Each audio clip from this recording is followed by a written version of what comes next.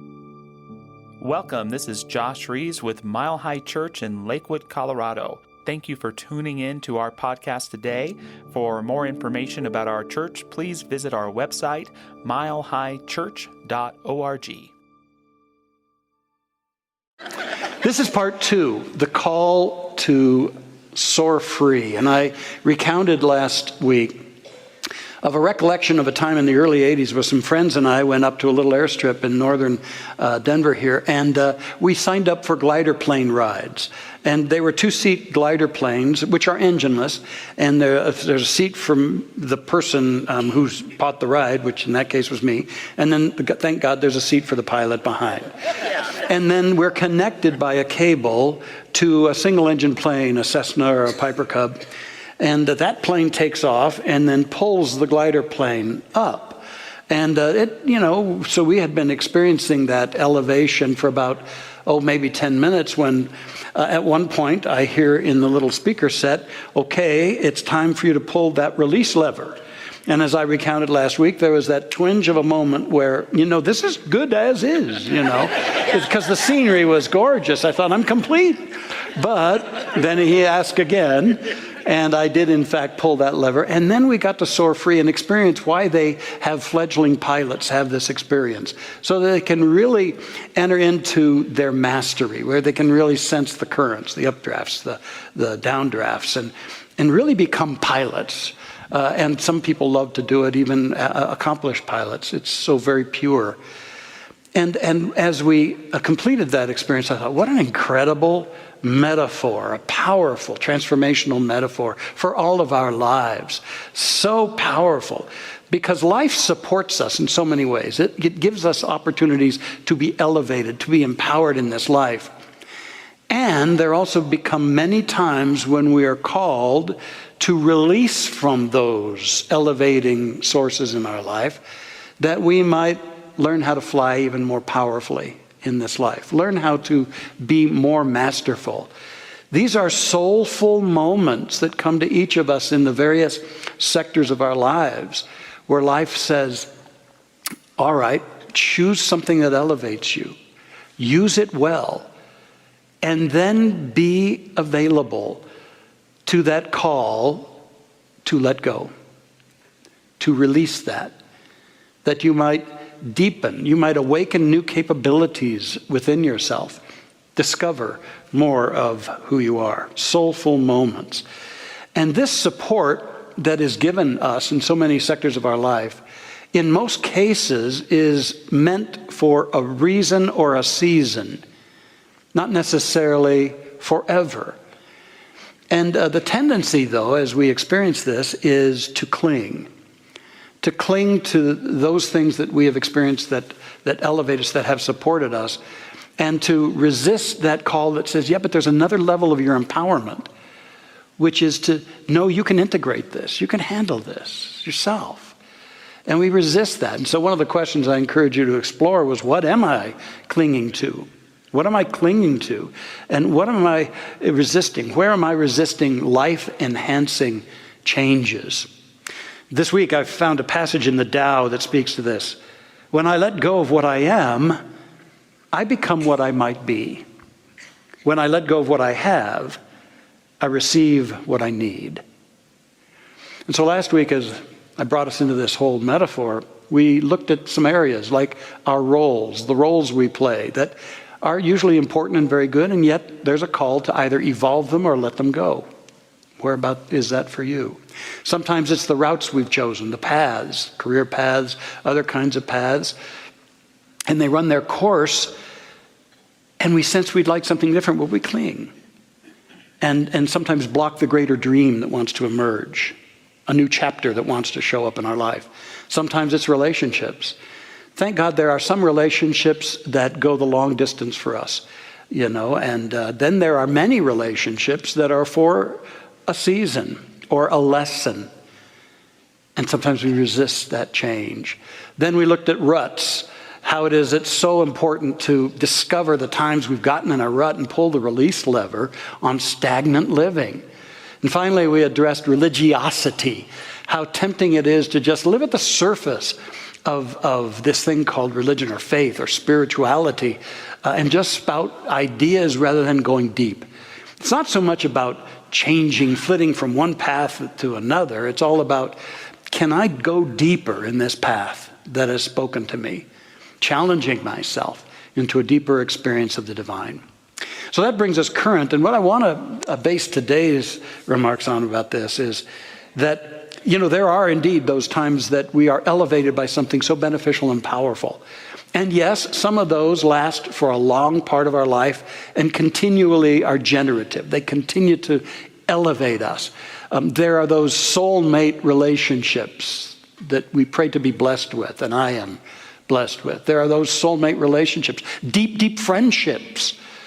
There are our spiritual path, I believe, is one of these that goes on, and we go deeper with our spiritual practices, the power of spiritual community that I spoke to last week. And then there are our values. And beyond that, there are many things that have elevated us that it's time for us to release from so that we can master them on our own without that assistance. But what I want to focus on today is how it's also possible that we attach ourselves to that which we think is going to make life tolerable, but it actually weakens us. And rather than elevating, it takes us down, sometimes even breaks us. And I want us to be aware that we can get attached to that too, those kinds of things. And it's time to pull the release lever there. And as our acronym is to seize opportunity and release, to soar. And the overall area, the first area I want to look at is the content of our consciousness. Our founder, Ernest Holmes, said the first step in healing is one of honest self-assessment. And how powerful it is to get honest with ourselves and take a look at what have I been allowing to be active in my awareness, my consciousness, my thinking, my energies, my feelings. What's been going on in this? Some of the things I think we could take a look at is, how do I deal with the past? My past. Is my past a rich treasure trove that I cherish and all of its lessons that actually vaults me forward? Or is my past what I call a paralyzing past? One that's a ball and chain. Are you carrying that kind of a relationship with your past? It is possible for you to pull that release lever and not be chained to that. One of the most significant areas to look at in that regard is our sense of resentments and unhealed wounds from the past. Oh, we can stay attached to them. We can think that they're attached to us when in truth we're attached to them. And we attach to them because we thought it justified us, whatever happened to us, what was said to us, what was done, that was in truth not good, and yet we stay attached to that.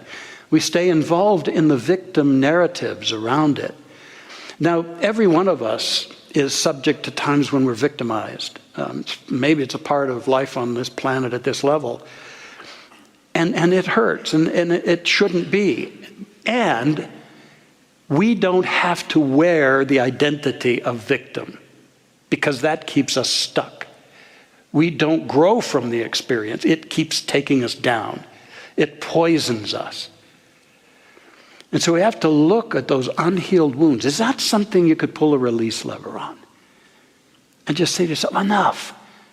I can't squeeze any more thing out of this. And it actually is, it's distributing toxins to the mind, the emotions, and the body.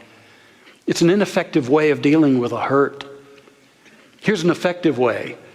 And it's to realize that we can stay attached to the lesser story, which isn't going to get us anywhere. And that's the story of who did what to me and how terrible it was. And it was, no doubt about that. Or we can then detach from that and attach to the larger story, the soul story. Because what I've experienced personally, and I've written about it and told you about it, is that in one of the most excruciating experiences in my life, where I attached myself for a time to bitterness, to hurt, to anger, even hatred, there came a time when I realized that was going to really do harm to me. And that it was up to me to shift my relationship with that experience. And some people helped me awaken to that for sure. And then I attached myself to an exploration. What's the meaning of this in my life? And what's the soul story, the larger story? And I began to realize that that whole experience, I brought that into my life to teach me about the state of my heart center. And it was time for me on my journey to open my heart, to not live in fear with a closed or protected heart, but to open my heart. And when that got accomplished, and I'll never forget the day when I was inducted into the power of the heart, when that happened, I was transformed. I looked back at the original experience and all the pain I'd been holding with it, and I said, oh my God, that's the most blessed thing that could have ever happened to me. And to this day, I give thanks for it. But it took detaching and attaching to a higher possibility. And I'm telling you, in every betrayal or resentment any one of us can have, it has the opportunity. The soul will use it to awaken capacities within us. When we're ready to let go and allow it to happen. Oh, I pray that you will do that you might experience an exquisite freedom. And then the realization that you indeed have transcended that you have realized that nothing anyone ever says or does has the power to diminish you ultimately, finally. That you can reclaim your spiritual selfhood and soar. I think it'd be also good in this whole area of our consciousness to take a look at what I call the inadequacy mantras. You know, in spiritual traditions, the chant is used to evoke certain energies and to integrate those energies. And so we chant certain things. And the interesting thing is that many people misuse this very powerful tool, and they chant their inadequacies over and over and over. They chant, I can't, over and over. They chant, I'm not enough, over and over. I'm not good enough. I'm not attractive enough. I'm not creative enough. I'm too old. I'm too young. I'm too this. I'm too that. I always screw up with money. I can't keep a relationship. And so we chant it and we chant it. And there's a power in the universe that says, as it is, as you declare it to be, so shall it be. And we chant into place our miseries and our blockages and our sabotage. And something within us realizes at our depth of, why am I doing this? There's a higher truth. When am I going to challenge these bad habits of thought? Which is why we teach these classes here, is to retrain how we articulate our creative power and consciousness to uplift us rather than to take us down. And a very important thing about this is that you keep chanting your inadequacies long enough and you try to find something to salve those wounds. And sometimes that's what leads into the addictions and the dependencies. Maybe today, some of you may be saying, it's time to release, time to pull that release lever. And if that's where you are, they've got a great recovery ministry here in this church. And there are many, many resources out there. Pull that release lever. Yeah, do it. And while we're at it, let's inventory any other toxic beliefs that are running rampant in our consciousness that are unworthy of a being of light. You are a luminous light being. But you know, there are times we catch ourselves in harsh judgments. The ego loves to judge so it can feel superior. And so we start judging anything and anyone who's different, forgetting that the universe loves variety. I mean, and has a sense of humor. Look at all of us. I mean, it could create all of us, this menagerie of beautiful beings. And so we start judging. It can devolve into our prejudices and even bigotry. Honest self-assessment, Dr. Holmes says, is the doorway to healing. To decide, maybe I could release that judgment and just let them be. Bless them. Everybody out there is a child of God. Even the ones you judge. They're a child of God, no less valuable than you or me. And so we catch ourselves in these kinds of things. We pull the release valve, and then we're free. And all of this, the name of the game is to soar and to discover that we don't need those old crutches, which aren't doing us a lick of good at all. And then something happens to our overall self-esteem. And we begin to believe in ourselves. We begin to experience ourselves living a quality life from within out. And then we begin to realize nothing's impossible when we're living in that way. Nothing. A while back, I want to refresh a story that I shared about a courageous lady named Suzanne Crowder, who at 28 found herself homeless and 7 months pregnant. She had a terrible upbringing, an alcoholic mother, abuse of every kind, told thousands of times that she was worthless. She found herself having her very first birthday party around a burning trash barrel with some of her homeless friends who had pitched in their food stamps to buy her a little cake and had scraped together about $5 for her to get a meal to feed her and that life in her tummy. And she went and she slept for a while where she would normally hang out, what she called her squat. And then she was cold and she went dumpster diving trying to find some food, but then wandered into a public library, ambled into the inspiration section, pulled a book, any book. It was Chicken Soup for the Soul. And she opened to the middle of it, and there was a story she read called Puppies for Sale about how a boy wanted a puppy. And this boy was crippled in one leg and wore a big, heavy brace. And he went into the store and he looked at this litter of puppies, and he said to the pet store owner, "I want that one." And the pet store owner said, "You don't want that one. That's the run of the litter, and there's something wrong with its leg. It's lame. You don't want that one." And he said, "Yeah, that's the one I want." And he said, "Well, I'll tell you what, here, I'll give it to you because it's worthless." And he got really angry, that little boy, and he pulled up his pant leg and showed his brace and showed his leg. And he says, "He's not worthless, nor am I. And he needs somebody who's going to understand him." He bought the dog. And she read that. And then here's what happened within her. She said, "My chest feels heavy and my breathing is quick. Maybe I'm valuable too," is the thought that circles my head and heart, enveloping me in comfort. I'm suddenly at peace with myself. I'm no longer alone.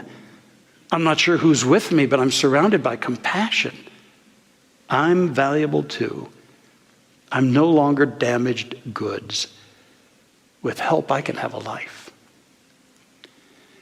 And she went on to have a life.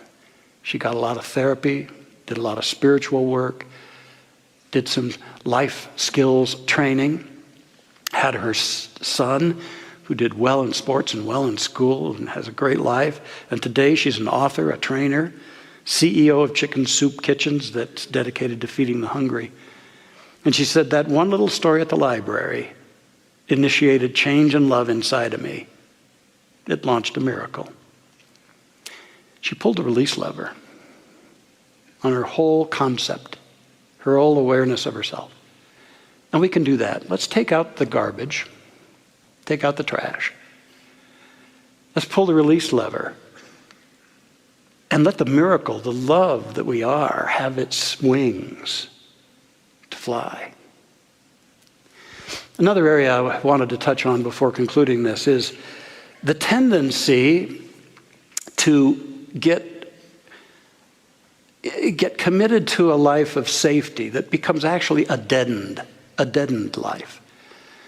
And it really is this whole sense that I got to put up big walls and no adventuring out, no risking anymore in my life. Maybe I risk and it didn't turn out, and now I'm not going to do that anymore, or whatever the case. Or maybe where I am in this station of life, that's all over. And we get into these ruts of deadened living. And I'm pretty sure that none of you, as you were standing at the threshold of this lifetime, decided that your entire overarching purpose was to make it safely to the other end in death. I'm pretty sure you had something more in mind and heart for this life. How about pulling that release lever and spreading your wings a little bit? Try some new things. Experience, explore, discover. That's why we're here. Because this life, really it's over in the blinking of an eye. Sometimes in the middle of it seems like it'll never be over, but boy, it's over so quickly, especially those of us who keep walking down the path. And that which brings me to the final thing I want to deal with, and that is the great transition. when we are guided, when it's optimal for every soul, we are guided to pull the release lever and let this body go. And that's as sacred as any of the other times that the Spirit says, okay, there's a greater experience. Pull the release lever. Pull the release lever.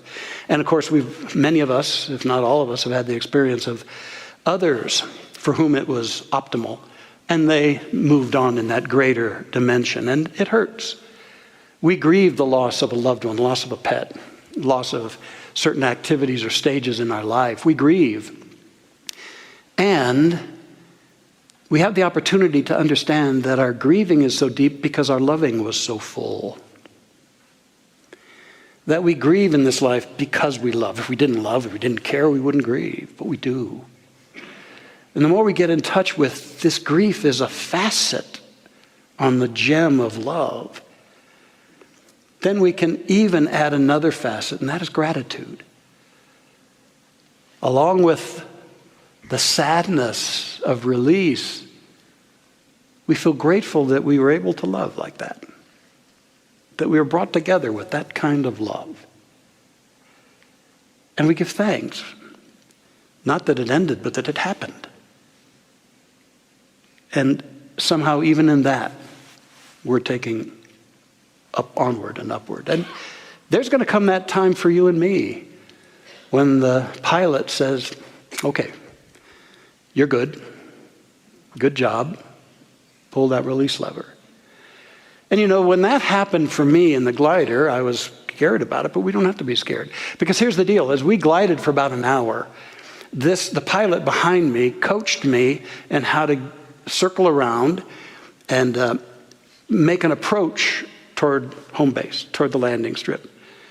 And then at one point, he said, okay, good job. I've got it from here. And thank God he landed that plane. He landed, thank God, he landed that plane. And I think that the parallel for us is so striking. You know, when we pull that release lever and we glide free from the body, the master pilot takes over and ushers us into a greater, grander experience of its power and its love. So we don't have to fear this landing. We just have to turn over the controls. And up until that time, we get to live fully and enjoy the adventure that is ours to have, knowing that at the right time, that principle, that power is going to take us onward and upward into our greater yet to be. Franz Kafka, he was a European novelist of the 20th century. A story was written about Kafka based on the memories of a woman who lived with him in Berlin just before his death. And in this story, Kafka takes a walk in the park where he meets a tearful little girl who just lost her favorite doll. Her favorite doll. And he tries and fails to help find the doll. Then he tells the girl that the doll must have taken a trip. And luckily, Kafka, is a doll postman and would send word from the doll to the little girl. Well, the next day, he brings the girl a letter, which he'd composed the night before. And in the letter, the doll says to the girl, don't be sad. I've gone on a trip to see the world. I will write you of my adventures. And so after that, Kafka gives the girl many such letters. Some saying the doll is going to school, doing wonderful things, meeting exciting new people. And her new life prevents her from returning. But she loves the girl and always will. And at their final meeting, Kafka gives the girl a doll with an attached letter. He knows that this doll looks different from the lost one. So the letter says, My travels have changed me. The girl cherishes the gift for the rest of her life. And many decades later, she finds another letter stuffed into an overlooked cranny in the substitute doll. This letter says, everything that you love, you will eventually lose. But in the end, love will return in a different form. Isn't that life's message to us all? So as we ponder the gifts of life to lift us, as we honestly assess the things we attach to that aren't lifting us, and we gallantly hear the call in our hearts to pull that release lever,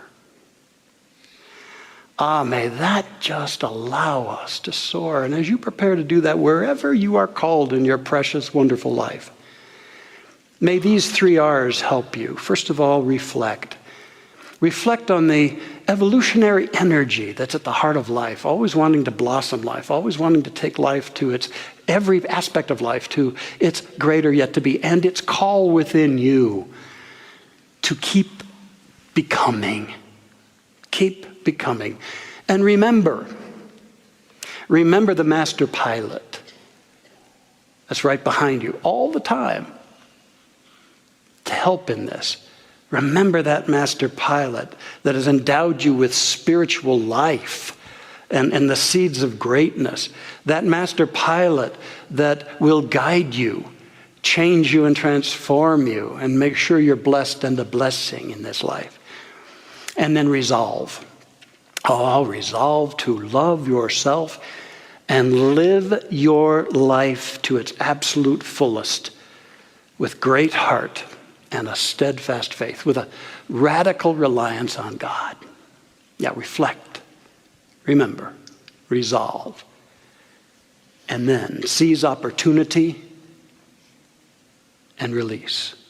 Soar free. Let's have a prayer.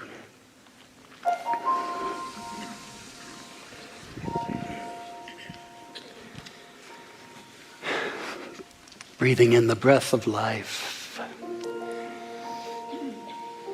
May we transcend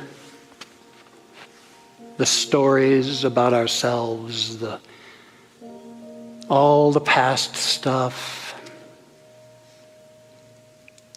the hurts we gain along the way.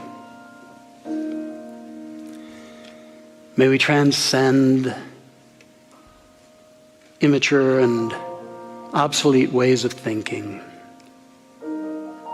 that we might re-enchant our lives, that we might pull the release lever on that which does not belong to a radiant child of God, and soar free, find our wings. There's an old hymn that says that he will raise you up on eagle's wings, bear you on the breath of dawn, make you to shine like the sun, and hold you in the palm of his hand. In those times when we soar and sail into what seems like the unknown, may we sense that master pilot holding us in the palm of its hands, ever whispering to us of the spiritual powers within us, the capacities, the qualities, the good, the light. Trusting that. So sense this love that holds you right now. Sense its gentle invitation in the various areas that are right and ripe for you to pull the release lever.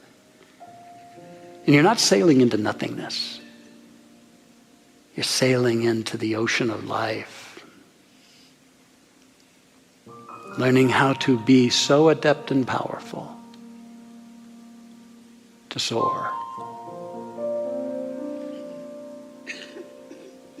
And so I affirm that this all-embracing love that has seated us with its integrity, beauty, joy, and power, guides us ever onward into our greater yet to be, into that ultimate release as well. For it is the joy of life that we shall become endlessly. Endlessly. So I give thanks for this freeing truth. I bless the courageous, adventurous, magnificent light and life you are, everyone is. As we embrace that with our whole heart, the way is shown. And it's good. Very good. So I accept the healings, the empowerments, the freedom of mind, body, and emotions for all of us here, of situations. Something about this consciousness ripples out and begins to balance, harmonize, and bless everything going on, allowing us to retain our creative power in this life. And as we accept this, and revel in this, the adventure, may we also envision and accept peace in the hearts of humankind, radiating around this planet, connecting all peoples, and bringing forth the greater good that we deserve. For this blessed truth within us, may we give thanks, and let it be and become. And so it is. Amen. Thanks for listening to the Mile High Church podcast. This podcast is made possible by the generous contributions from listeners like you. To make a donation, please visit milehighchurch.org.